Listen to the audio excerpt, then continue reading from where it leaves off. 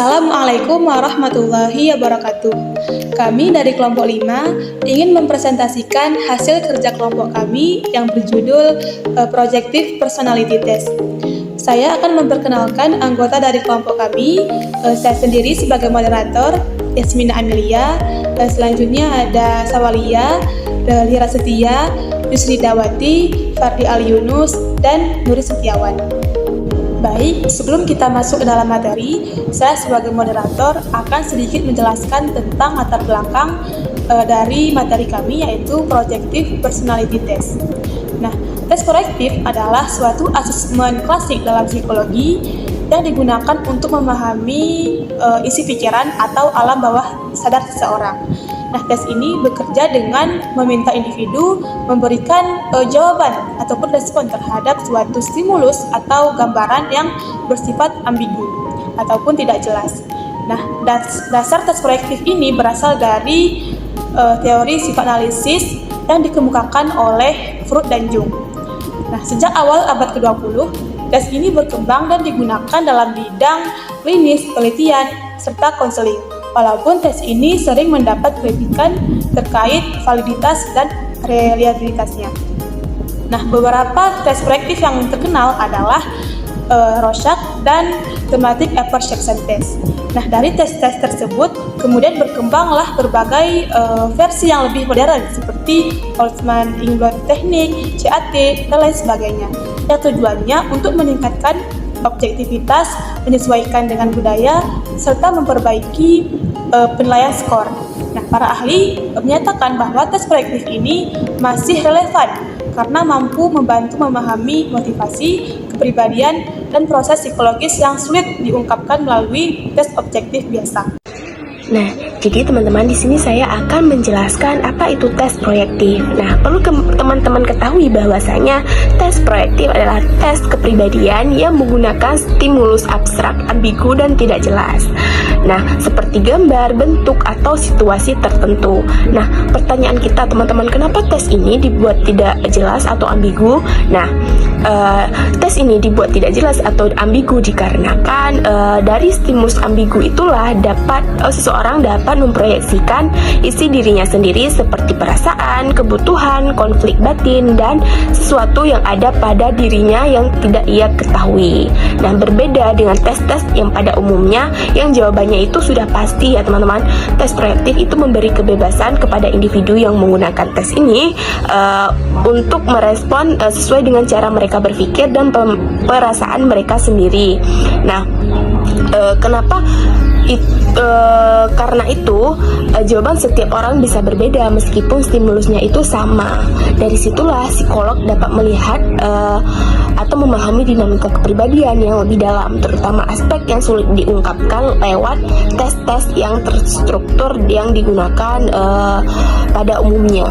Nah, terus bagaimana cara kerja dari tes proyektif ini? Nah, cara kerjanya itu memiliki 4 prinsip dasar. Yang pertama itu stimulusnya itu tidak jelas dan tidak terstruktur atau jadi bebas diinterpretasikan.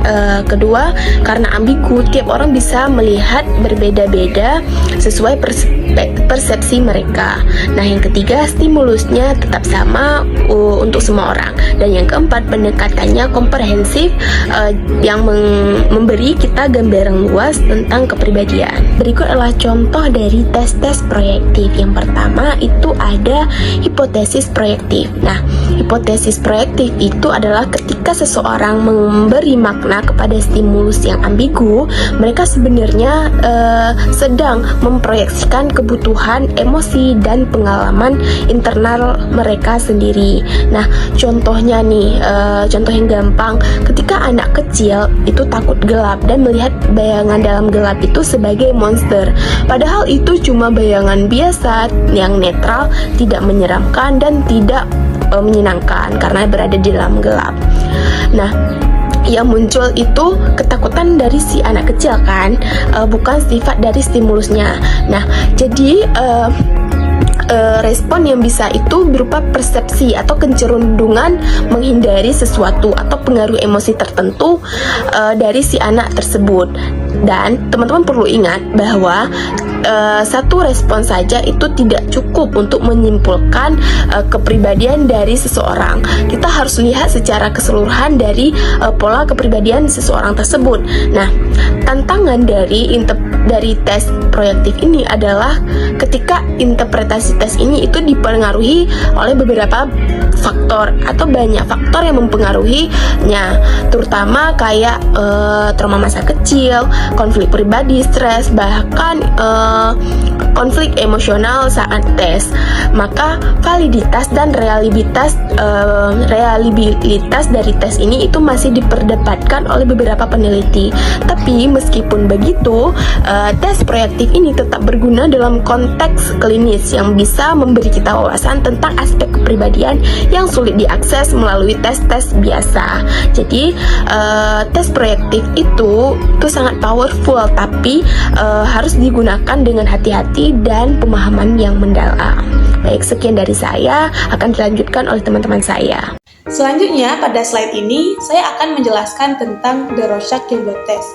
Nah, tes Rorschach-Youngblood dikembangkan oleh psikiater asal Swiss yang bernama Hermann Rorschach dan diterbitkan pada tahun 1921 yang dikenal sebagai tes bercak tinta. Nah, kenapa disebut tes bercak tinta? Karena tes ini menjadikan bercak tinta sebagai stimulusnya yang bisa digunakan sebagai alat bantu diagnosis kepribadian seseorang secara menyeluruh, baik itu dari segi intelektualnya, emosional, dan lain-lain. Nah, tes bercak tinta, tes Rorschach-Youngblood merupakan cara prosedur untuk mengungkapkan kepribadian individu dengan menggunakan teknik proyektif nonverbal, yaitu tes proyektif yang instruksinya saja memakai bahasa, tetapi stimulusnya itu bisa berupa gambaran, bercak tinta, atau goresan tangan. Nah, pada tes Rorschach ini menggunakan bercak tinta sebagai stimulusnya. Disebut tes bercak tinta karena tes ini tidak menanyakan kepribadian klien secara langsung, tetapi justru melihat bagaimana si klien memproyeksikan pikirannya, perasaan, dan pengalamannya ke dalam suatu stimulus yang ambigu, yaitu bercak tinta. Jadi tidak ada jawaban yang salah maupun benar dari klien gitu. Nah, bercak tinta pada tes Rorschach itu sengaja dibuat abstrak dan ambigu ataupun tidak memiliki makna yang pasti. Nah, ketika si klien diminta untuk mengungkapkan isi pikirannya terhadap stimulus bercak tinta yang dilihatnya, nah biasanya nih responnya akan spontan. Nah, dari respon spontan itulah psikolog dapat memahami bagaimana klien mengorganisir makna, cara berpikir, serta memandang dunia di sekitarnya. Nah, sebagai contoh nih, ketika klien melihat bercak tinta, lalu dia mengatakan, oh ini seperti kelawar. Nah, jawaban itu bukan berarti dia itu salah maupun benar, tetapi jawaban itu menunjukkan bahwa otaknya menghubungkan bentuk bercak tinta dengan pengalaman ataupun gambaran yang sudah familiar baginya. Nah, dari pola-pola jawaban itulah yang kemudian dianalisis oleh psikolog untuk mengungkap kepribadian si klien lebih lanjut. Selanjutnya dijelaskan bahwa gambar bercak tinta yang dipersepsikan oleh individu itu pada dasarnya ialah memproyeksikan aspek-aspek kepribadiannya seperti sifat dasar dan dorongan dari individu. Contohnya agresif ataupun kehati-hatiannya terhadap sesuatu. Selanjutnya ialah menggambarkan motivasi dan kebutuhan psikologis individu serta bagaimana individu menghadapi dan mengatasi masalah dalam kehidupannya. Nah, dengan kata lain, hasil persepsi individu terhadap kartu-kartu Rorschach itu tanpa sadar sebenarnya dia menceritakan kepribadiannya. Nah, misalnya nih, individu dalam kehidupan sehari-hari dia suka menjauh dari orang-orang sekitarnya, mungkin karena alasan orang-orang membuatnya tidak tenang ataupun gelisah. Maka pada kartu Rorschach bisa muncul respon-respon di mana individu menolak melihat ataupun menangkap figur manusia pada gambar-gambar di kartu rocak itu.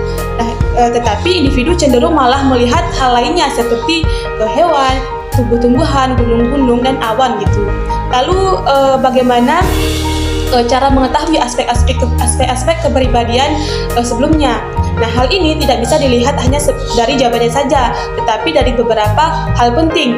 Nah, yang pertama ialah bagian bercak tinta mana yang dipilih oleh individu. Apakah fokus pada keseluruhan ataupun hanya bagian tertentu saja. Nah, yang kedua ialah dilihat apa yang dilihat dan tidak dilihat oleh individu, karena hal ini menunjukkan fokus perhatian dan cara berpikirnya. Nah, yang ketiga ialah diperhatikan juga bagaimana individu mengorganisasi gambar, apakah jawabannya terstruktur ataupun lebih acak-acakan gitu. Nah, terakhir, lama waktu individu dalam melihat dan memberikan jawaban juga menjadikan pertimbangan, karena dapat menggambarkan cara individu memproses informasi dan mengambil keputusan. Nah, jadi tes Rorschach ini tidak menilai benar ataupun salah, tetapi membantu memahami pola pikir, emosi, dan kepribadian seseorang secara lebih mendalam untuk memahami aspek kepribadian seseorang. Di sini saya akan menjelaskan terkait dengan materi The Thematic Upper Caption Test. Nah, jadi teman-teman, The Thematic Upper Caption Test atau yang biasa disingkat dan dikenal dengan istilah TET adalah tes yang diperkenalkan oleh tokoh Christina Morgan dan Henry Murray. Tes ini tuh adalah tes proyektif yang digunakan untuk mengevaluasi dan melihat bagaimana karakteristik kepribadian individu melalui interpretasi mereka terhadap gambar-gambar ambigu. Nah, selanjutnya menurut Sun dan kawan-kawan pada tahun 2004 sebagaimana dikutip dalam kapan Sakuzo pada tahun 2012 juga menerangkan bahwasanya The Thematic Upper Caption Test ini tuh adalah tes yang didasari oleh teori kebutuhan Murray pada tahun 1938. Serta The Thematic Upper Caption Test ini tuh menjadi teknik penting dalam penelitian kepribadian individu. Nah, selanjutnya juga menurut Wood dan kawan-kawan pada tahun 2003 dikutip juga dalam Kaplan dan Sakuzo juga menerangkan bahwasannya The Thematic Upper Caption Test ini tuh menjadi tes yang sangat berkembang pesat setelah diperkenalkan oleh Christina Morgan dan Henry Murray tadi. Nah, tes ini tuh juga lebih digunakan daripada tes-tes proyektif lainnya, meskipun keandalan tesnya itu masih terus banyak diperdebatkan oleh banyak ahli hingga sampai saat ini. Nah, dalam The Thematic Upper Caption Test ini, klien itu diminta untuk menginterpretasikan bagaimana pandangan mereka, bagaimana interpretasi mereka terhadap gambar-gambar yang ambigu. Nah, nanti dari situ dapat diketahui apa yang saat ini sedang dirasakan klien, entah itu perasaan kecewa, marah, sedih, senang, dan sebagainya. Juga dengan penggunaan tes ini, konselor dapat mengetahui apakah si klien itu tengah mengalami konflik atau masalah-masalah yang mendasari kepribadiannya. Nah, jadi teman-teman, The Thematic Upper Caption Test ini tuh bukan tes yang melihat bagaimana benar atau salahnya, tetapi lebih mengandalkan bagaimana interpretasi klien terhadap sebuah situasi yang nanti akan mereka gambarkan melalui cerita. Yang kedua, penerapan The Thematic Upper Caption Test dalam bimbingan konseling. Nah, jadi teman-teman, dalam bimbingan konseling, The Thematic Upper Caption Test atau disingkat dengan TET ini dapat membantu konselor untuk memahami bagaimana dinamika kepribadian klien, seperti misalnya konflik yang dirasakan klien, kebutuhan yang mendasari, ataupun kondisi emosional yang mereka perlihatkan melalui cerita. Klien nanti akan diminta untuk memberikan kesimpulan terkait dengan gambar yang mereka lihat. Apa yang sebenarnya terjadi dalam gambar, apa yang menyebabkan kejadian itu dapat terjadi, lalu apa yang dirasakan tokoh-tokoh dalam gambar. Misalnya tokoh merasakan perasaan sedih, kecewa, marah, senang, dan sebagainya. Dan bagaimanakah akhir cerita dari gambar tersebut. Dan nanti di situ konselor akan meminta klien untuk memberikan tafsiran rangkumnya dari gambar-gambar yang telah ia lihat tadi. Baik, selanjutnya yang ketiga, saya akan menjelaskan tentang faktor-faktor yang mempengaruhi respon klien. Untuk faktor yang pertama di sini ada pengalaman masa kecil. Nah, jadi teman-teman, mengapa pengalaman masa kecil itu bisa menjadi faktor yang mempengaruhi respon klien terhadap interpretasi gambar? Karena pengalaman masa kecil itu kan adalah hal-hal yang memang sudah didasari sejak individu itu kecil, dan itu memang akan terbawa hingga nanti ia dewasa. Apakah itu pengalaman masa kecilnya bahagia, sedih, atau bahkan ia tertekan dalam keluarga. Contohnya misal klien yang tumbuh dan berkembang dalam keluarga yang penuh konflik. Nah, nanti misal ketika ia diberikan gambar, misal gambarnya itu ada dua tokoh orang dewasa di mana itu adalah orang tua, laki-laki dan wanita, dan yang satunya itu adalah anak kecil. Dan ketika misalnya klien memang memiliki pengalaman masa kecil yang dipenuhi dengan konflik dan tumbuh dalam keluarga yang keras, maka klien itu akan menafsirkan bahwasanya dua orang dewasa itu adalah orang tua yang tengah bertengkar. Lalu yang kedua ada trauma atau pengalaman emosional yang berat. Misalnya klien pernah mengalami trauma. Misal di gambar itu nanti akan diberikan nuansa gelap, kartu dengan gambar hitam dan setitik cahaya. Ketika misal klien pernah mengalami trauma atau ketakutan, maka ia akan melihat bahwasanya gambar hitam itu adalah ketakutan yang pernah ia rasakan. Misal itu entah itu ketakutan akan hantu dan sebagainya. Dan trauma itu juga menjadi salah satu faktor yang sangat-sangat mendominasi bagaimana klien interpretasikan pandangannya terhadap gambar-gambar nanti. Lalu yang ketiga ada stres atau tekanan kehidupan. Stres atau tekanan kehidupan itu juga menjadi faktor yang amat-amat penting, karena biasanya klien memiliki stres atau tekanan hidup berat akan lebih memberikan nuansa cerita yang lelah, letih, ataupun seperti merasa tidak bersemangat dalam menjalani kehidupan. Yang keempat ada hubungan keluarga. Nah, hubungan keluarga di sini jika hubungan keluarga klien dengan keluarganya baik, maka ia juga akan memberikan tafsiran yang baik terhadap gambar-gambar yang nanti akan ia temukan. Dan apabila misal gambaran hubungan itu tidak baik atau misal klien memiliki masalah dengan keluarganya, maka ia akan lebih cenderung memberikan situasi gambaran yang memang sesuai dengan apa yang pernah ia rasakan dengan keluarganya. Untuk faktor selanjutnya ada kondisi emosional. Nah, kondisi emosional ini juga menjadi faktor yang penting teman-teman. Kenapa? Karena kondisi emosional yang misalnya marah itu dapat membuat klien menunjukkan sikap yang agresif dalam memberikan interpretasi mereka terhadap gambar. Apabila perasaannya senang, maka klien akan lebih mendominasi perasaan yang tenang. Ia akan lebih bisa tenang dalam memberikan jawaban dan lebih bersikap baik. Dan apabila klien tengah mengalami kondisi emosional yang sedih, klien akan lebih banyak memberikan ulasan situasi dengan perasaan lelah, kecewa, atau bahkan menangis. Nah, selanjutnya kalau teman-teman lihat pada gambar PPT, slide PPT tersebut, di situ ada satu buah kartu yang saya jadikan sebagai contoh dalam tes ini. Nah, klien nanti yang pertama itu bisa melihat bahwasanya wanita muda itu adalah anaknya dan wanita tua di belakang itu adalah ibunya, di mana si ibu itu tengah bersedih dan merenung mengingat anak perempuannya yang memang sudah jarang pulang. Lalu yang kedua, klien melihat bahwasanya wanita tua yang di belakang itu adalah dirinya sendiri, dan mungkin pada saat ini dia masih muda. Wanita muda itu adalah dia saat ini, dan wanita tua di belakang itu adalah dia di masa depan. Atau nanti klien bisa memberikan tanggapan bahwasanya wanita tua yang di belakang itu, si nenek itu iri kepada kecantikan wanita muda. Itu nanti akan bisa diinterpretasikan ketika klien memiliki perasaan seperti rasa jealous, dendam, iri, dan sebagainya. Atau klien bisa mengungkapkan bahwasanya si wanita tua itu tengah merindukan masa mudanya. Itu bisa terjadi ketika klien mengalami krisis identitas atau kekecewaan sehingga ia merindukan masa-masa mudanya atau hal yang pernah ia lakukan di masa muda. Contohnya adalah kecantikan yang seperti digambarkan pada wanita muda tersebut.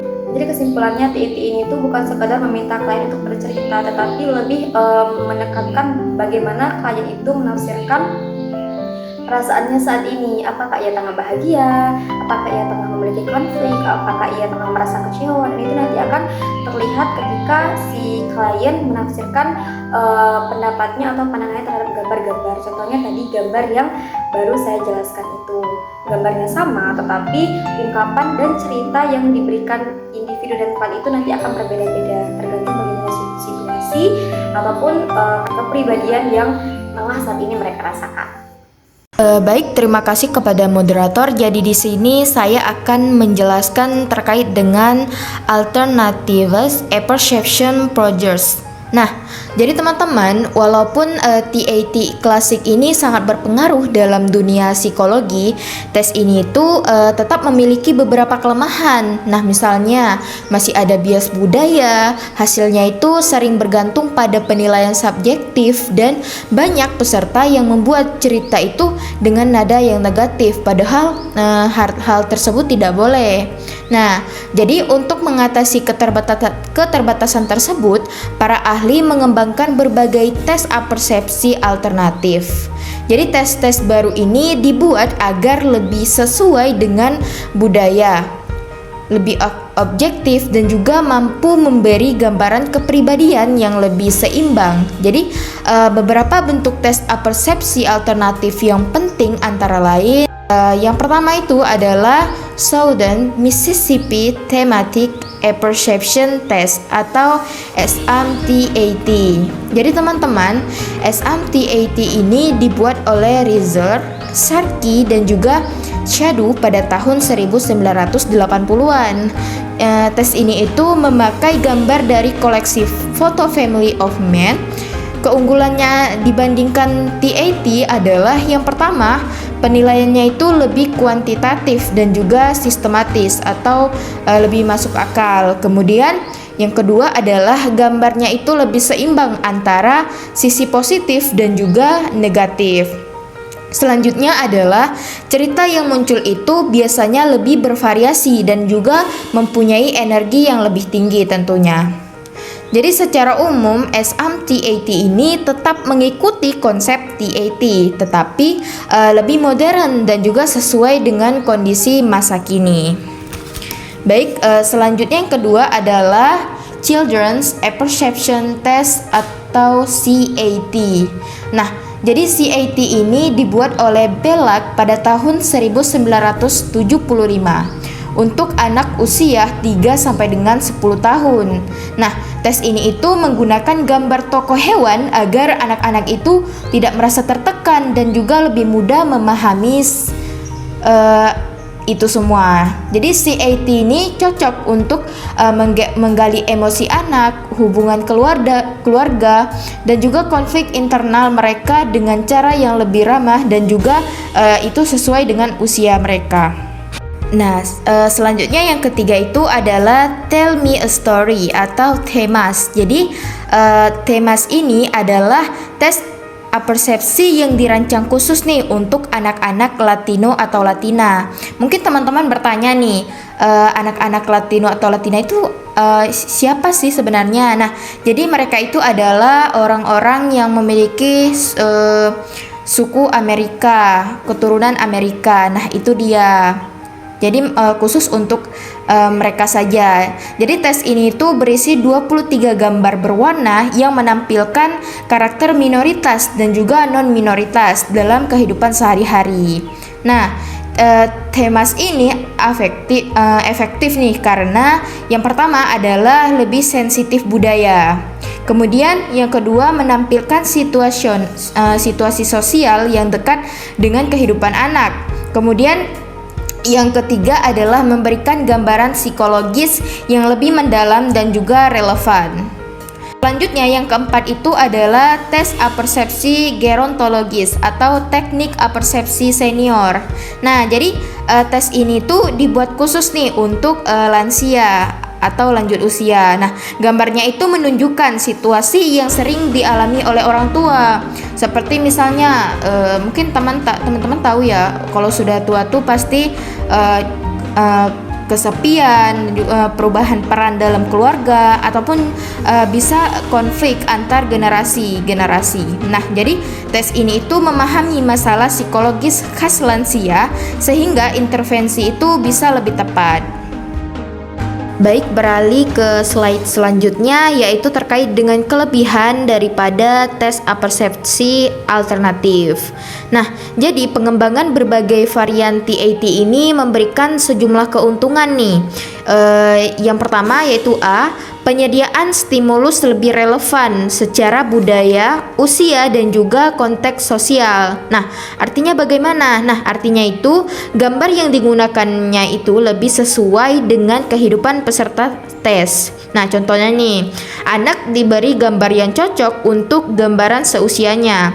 Begitu juga lansia diberikan gambar tentang situasi lansia. Jadi peserta ini lebih mudah memahami dan juga bercerita. Selanjutnya B, penilaiannya itu lebih objektif dengan metode kuantitatif. Nah, jadi tes alternatif ini itu memakai cara penilaian yang lebih bukan hanya berdasarkan interpretasi subjektif saja atau interpretasi subjektif psikologi saja. Nah, jadi tes ini tuh membuat ini semua itu membuat hasil tesnya ini lebih konsisten dan juga dapat dipercaya.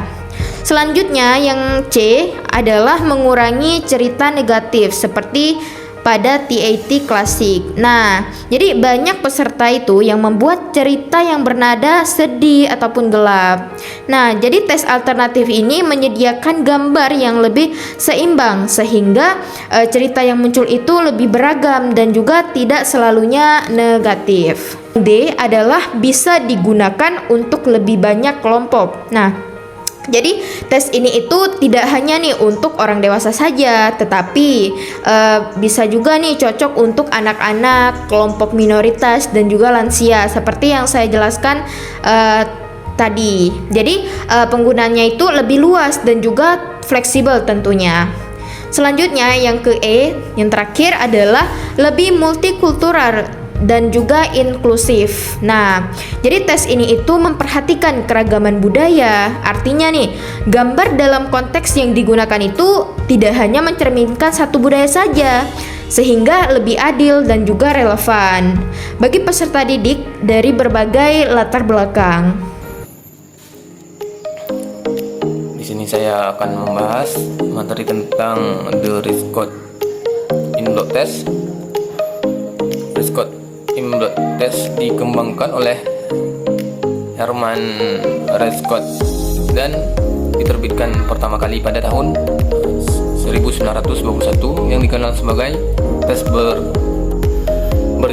bercak tinta, di mana tes Rescott ini merupakan cara prosedur untuk mengungkapkan sebuah kepribadian individu dengan menggunakan teknik proyektif non-verbal. Stimulus bercak tinta Rescott ini bersifat abstrak dan ambigu sehingga memicu imajinasi spontan dari individu yang dites. Respon spontan ini menunjukkan bagaimana individu mengorganisasi apa itu maknanya, misalnya melihat bentuk kelelawar karena bercak tinta, mengingat pada bentuk yang familiar baginya. Pada materi selanjutnya, The Rescott Inblock Test ini ada gambar yang dipersiapkan individu pada dasarnya memproyeksikan aspek-aspek kepribadiannya, yaitu diantara lain mengungkapkan yang pertama ada sifat dasar dorongan individu, dan yang kedua ada memotivasi dan dorongan individu, dan yang ketiga ada cara individu mengatasi masalahnya dan sebagainya. Itu tiga gambaran yang dipersepsikan individu pada The Rescott Inblock Test ini. Dan hanya ada bagaimana kita memperoleh atau mengetahui adanya aspek-aspek kepribadian seperti yang telah kita sebutkan di atas. Antara lain bisa diketahui dari di sini ada terbagi menjadi 4. Yang pertama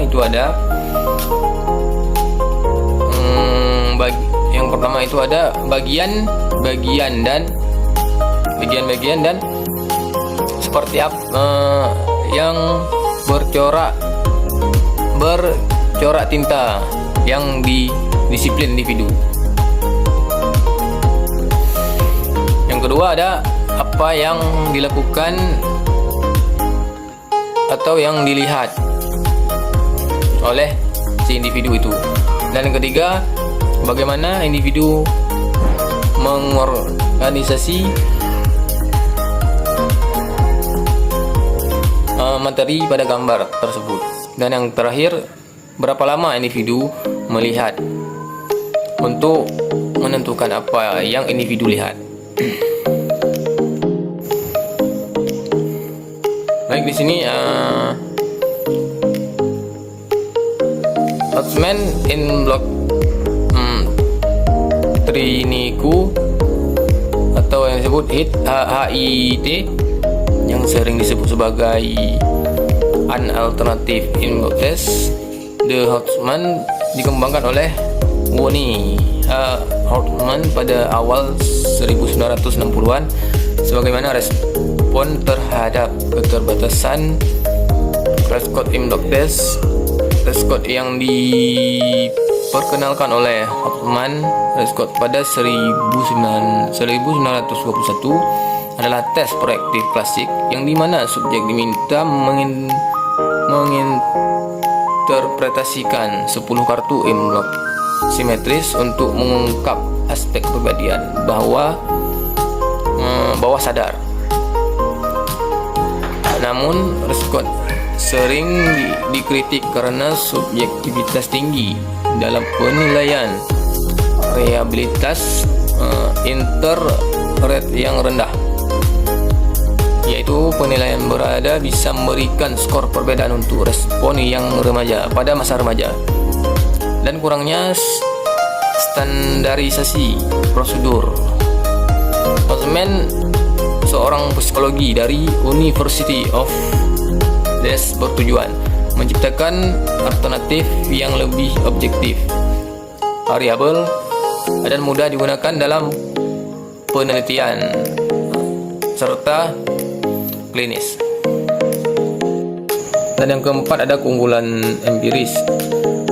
Studi seperti Sweet dan Hodgman 1963 di Journal of Consulting Psikologi menunjukkan reliabilitas retest HIT mencapai 0,80 sampai 0,90, lebih tinggi daripada Prescott sekitar 0,60 sampai 0,70. Validitas konvergen, kesesuaian dengan tes lain seperti MMPI juga lebih baik dengan bukti bahwa AIT dapat mendeteksi gangguan seperti skizofrenia atau depresi melalui pola respon abnormal, misalnya respon yang terlalu abstrak atau repetitif. Selanjutnya ada jumlah dan struktur kartu. Prescott menggunakan 10 kartu M-dot yang sama untuk semua subjek dengan respon bebas. HIT menggunakan 45 kartu M-dot standar terdiri dari 22 kartu utama dan 23 alternatif untuk variasi yang memungkinkan pengulangan dan pengukuran konsistensi respon. Ini mengurangi efek kelelahan atau bias subjek. Dan yang kedua ada sistem skor yang mana Prescott ini menggunakan kode kompleks, misalnya lokasi determinan seperti warna atau gerakan yang sering digunakan atau subjektif.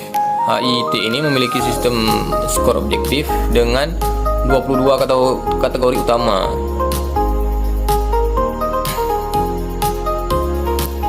Yang dimana itu termasuk lokasi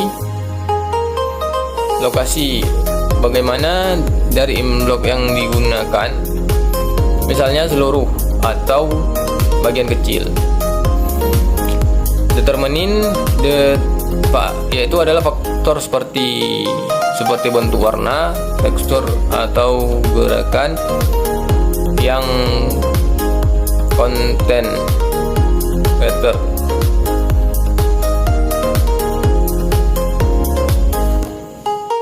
Baik, pada materi selanjutnya ada perbandingan dengan Rescott in block test. Yang pertama di sini ada prosedur optimalisasi. Dalam Rescott, subjek yang diberikan kebebasan penuh untuk merespon, misalnya apa yang kita lihat.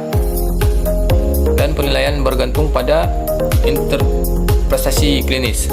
HIT lebih terstruktur. Subjek diminta memberikan respon cepat dalam 10-15 menit per kartu.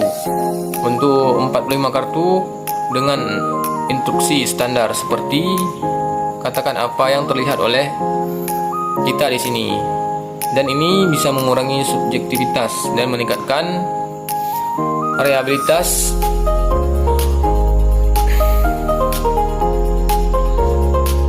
Selanjutnya, aplikasi dan penggunaan dalam psikologi. Di sini ada 3. Yang pertama klinis untuk diagnosis gangguan kepribadian seperti mengidentifikasi pola respon yang menunjukkan intensitas tinggi, respon cepat dan banyak, defisiensi kognitif, respon sederhana misalnya dalam tinjauan teman dan SWOT 1965 di Journal of Personality Assessment HIT terbukti efektif untuk memulai anak-anak dengan masalah perilaku. Dan yang kedua ada penelitian dalam studi kepribadian. HIT ini membantu mengukur kreativitas, respon unik atau persepsi sosial. Penelitian modern seperti yang dikutip dalam meta-analisis psikologi proaktif menunjukkan HIT ini masih relevan untuk penelitian lintas budaya, meskipun kurang populer daripada tes self response seperti Bixby. Dan yang terakhir ada keterbatasan, yang dimana HIT ini memerlukan waktu lebih lama, sekitar 45 sampai 60 menit dibandingkan Rescott, dan interpretasinya masih memerlukan pelatihan ahli. Selain itu, kritik modern proaktif, potensi bias budaya dan respon indoor. Untuk menjelaskan. Nah, di sini saya akan menjelaskan tentang materi yang terakhir, yakni tentang non-pictorial projective procedure. Nah, kawan-kawan semua, non-pictorial projective procedure ini salah satu tes psikologi yang tidak menggunakan gambar. Nah, ini melainkan tergantung daripada minat si individu tersebut tentang stimulus yang kita berikan kepada mereka, baik itu berupa lisan ataupun verbal serta dan juga tertulis. Nah, pendekatan ini juga sering disebut dengan pendekatan projektif non-gambar dan digunakan untuk mengungkap aspek-aspek tersembunyi dari kepribadian, pemikiran, dan juga emosi dari si individu tersebut. Baik, terima kasih kepada moderator yang telah memberikan saya kesempatan untuk menjelaskan. Hasilnya di sini saya akan menjelaskan pada bagian terakhir tentang non-pictorial projective procedure. Nah, non-pictorial projective procedure ini adalah metode penilaian psikologis yang tidak menggunakan gambar atau visual sebagai stimulus utama, melainkan itu semua bergantung pada respons individu terhadap stimulus yang diberikan secara verbal ataupun tertulis. Nah, pendekatan ini juga sering disebut dengan pendekatan teknik proyektif non-gambar dan digunakan untuk mengungkap aspek-aspek tersembunyi dari kepribadian, pemikiran, dan emosi si individu. Nah, non-pictorial projective procedure ini terdiri dari berbagai aspek dan juga teknik yang digunakan untuk mengakses dan bertujuan untuk mengakses aspek bawah sadar dan psikologis seseorang melalui respon atau pertanyaan tertulis atau verbal seperti kata asosiasi, lanjutan kalimat, dan gambar yang dibuat secara bebas oleh peserta. Teknik ini berbeda ya dari teknik proyektif pictorial yang menggunakan gambar sebagai stimulus. Nah, jadi tes non-pictorial ini intinya dia nggak menggunakan gambar sebagai stimulus. Kalau kita lihat dari tes-tes sebelumnya itu semuanya pakai gambar, misalnya kayak DAT atau beberapa teknik yang lain. Nah, di bagian non-pictorial projective procedure ini dia nggak pakai gambar sebagai stimulus utamanya, melainkan perkataan, kata-kata, visual, atau lanjutan kalimat yang terputus yang akan dihubungkan sendiri oleh si individu tersebut. Jadi kawan-kawan, dalam non-pictorial projective procedure ini ada beberapa tes yang digunakan. Di antaranya yang pertama itu ada word association test. Nah, penggunaan tes asosiasi kata ini atau word association test ini berasal dari Galton dan pertama kali digunakan secara klinis itu oleh Carl Jung. Fungsi daripada word association test ini berfungsi sebagai alat psikologis untuk mengungkap asosiasi bawah sadar, emosi, dan koneksi mental dengan memicu respon cepat terhadap kata-kata stimulus. Nah, kita tuh kayak ngetes si individu tuh menggunakan kata-kata. Jadi kita bakalan mengukur dia tuh dari secepat mana dia nangkap nih stimulus yang kita berikan kepada dia. Ini juga dikembangkan oleh Carl Jung. Dia tuh biasanya mengungkapkan pikiran, bias, atau konflik tersembunyi yang mungkin tidak disadari secara sadar oleh si individu tersebut. Nah, fungsi utamanya itu mengevaluasi sifat, kepribadian, dan fungsi mental melalui respon kata spontan, membantu mengidentifikasi keterlambatan atau reaksi tidak biasa yang menandakan masalah yang lebih dalam seperti trauma. Terapis menganalisis waktu respon, pengulangan, dan isyarat emosional, mendeteksi kompleks psikologis yang belum terselesaikan. Nah, seperti yang saya bilang tadi, jadi kita mengukurnya itu dari seberapa cepat sih orang ini atau si individu itu nangkap kata-kata yang kita berikan kepada dia. Jadi dari situ kita bisa lihat apa yang terjadi pada si individu itu jika kita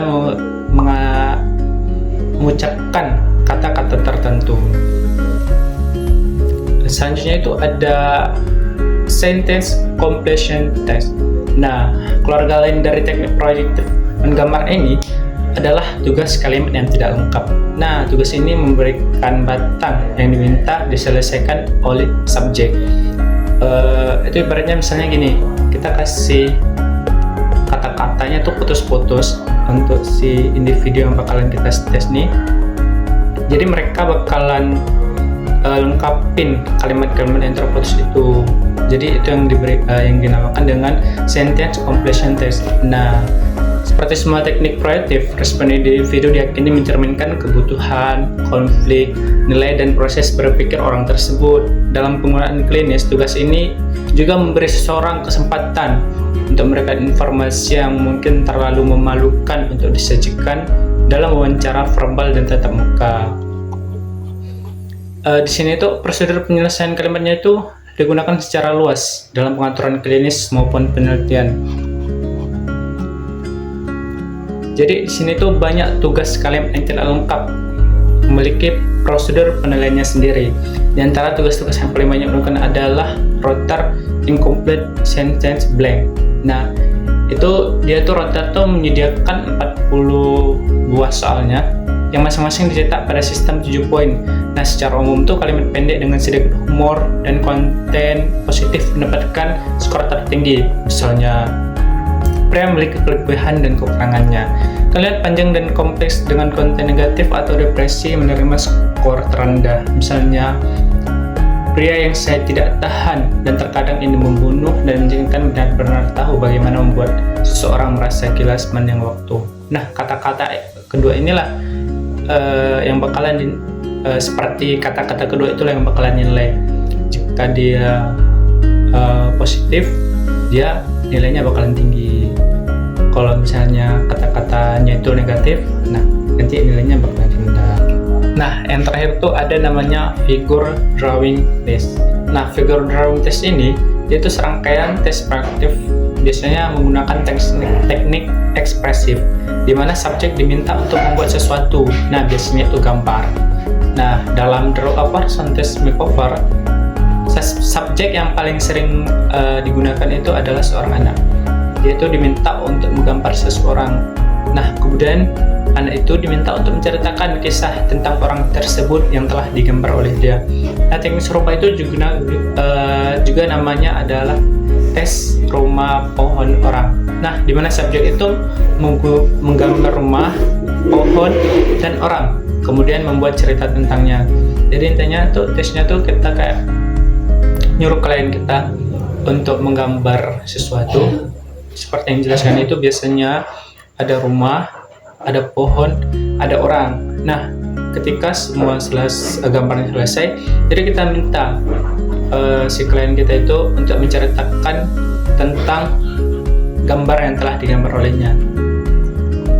Nah, teknik proaktif dinilai pada beberapa dimensi, termasuk ukuran absolut, ukuran relatif, kelalaian, dan ketidakproporsian. Misalnya dalam menggambar keluarganya, seorang anak kecil mungkin menghilangkan dirinya sendiri, menerima kemudian mungkin berasumsi bahwa anak tersebut merasa terasing dari keluarganya. Dalam menggambar orang rumah pohon, anak mungkin menggambar dirinya sendiri di rumah melihat keluar, dan mencerminkan perasaan terisolasi atau terjebak. Nah, maksudnya tuh teknik figure drawing test ini dia tuh tergantung daripada si kliennya, tapi kita harus pandai-pandai dalam menafsirkannya, karena nggak selalunya penafsiran buruk dari kita itu benar-benar terjadi daripada si klien kita.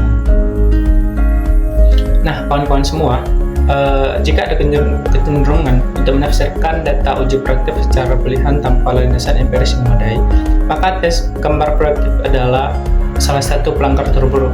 Meskipun seorang dapat menarik hipotesis interpretatif dari data tersebut, orang cenderung terlalu jauh. Nah, misalnya dalam third person, seorang dokter disarankan untuk menafsirkan kepala besar sebagai indikasi terlalu peduli dengan masalah fungsi intelektual sistem, bahkan menunjukkan bahwa itu berarti kerusakan otak. Nah, dari itu semua beda-beda nih pendapatnya dari si dokter itu. Sedangkan mungkin dari pendapat kita sebagai konselor sendiri itu beda lagi. Nah, salah satu tes gambar proaktif yang telah terbukti valid dan berguna dalam pengaturan klinis adalah Goodenough Draw a Man Test. Nah, tes menggambar Goodenough-Harris ini memiliki korelasi yang dapat diterima 0,5 dan lebih tinggi dengan tes kecerdasan seperti Stanford Binet. Manfaatnya itu termasuk kesederhanaan dan kepraktisan, terutama dalam evaluasi anak-anak yang mungkin berjuang dengan tugas membosankan dan menyelesaikan tes yang kurang ramah anak dan berguna, terutama jika digunakan bersama dengan tes lain. Meskipun tes gambar memiliki tempat dan baterai uji, kehati-hatian diperlukan dalam penggunaannya sampai penelitian yang ketat dapat mendokumentasikan kesimpulan yang valid yang dibuat darinya. Nah, jadi kesimpulan dari Nin Pictorial ini, dia itu nggak selalunya valid, terutama di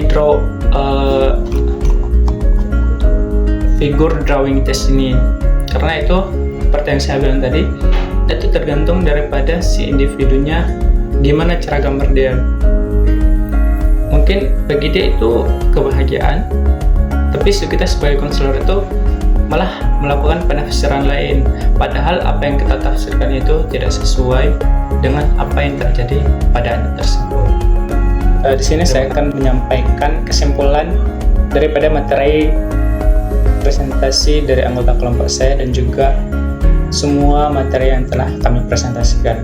Nah, kesimpulannya adalah tes proaktif ini masih menghadapi berbagai masalah, mulai dari rendahnya validitas dan reliabilitas pada instrumen klasik seperti Rorschach dan TAT, sehingga memunculkan kebutuhan akan varian yang lebih objektif seperti Holzman-Inkbold teknik. Selain itu, keterbatasan berupa bias budaya, perbedaan usia, serta pengaruh pengalaman traumatis membuat interpretasi menjadi rentan keliru, sehingga alternatif seperti SMTAT dan CAT dikembangkan untuk meningkatkan sensitivitas terhadap konteks sosial budaya, disertai perlunya pelatihan penilai agar hasil tetap konsisten. Nah, di selain itu, tes proaktif dan faktor seperti word association test dan sentence completion test sebenarnya masih relevan untuk menggali dinamika bawah sadar melalui resonance verbal. Namun, penggunanya menurun karena keterbatasan psikometrik dan meningkatnya preferensi terhadap metode kuantitatif modern, sehingga integrasi dengan tes self-report menjadi strategi penting untuk memperluas aplikasi klinis, meningkatkan akurasi, dan memperkuat peran asesmen proaktif dalam psikologi kontemporer. Terima kasih. Saya kembalikan kepada moderator. Terima kasih telah menyaksikan video dari kelompok kami. Apabila ada kesalahan, kami meminta maaf. Kami dari kelompok 5 pamit undur diri, kami tutup. Wassalamualaikum warahmatullahi wabarakatuh.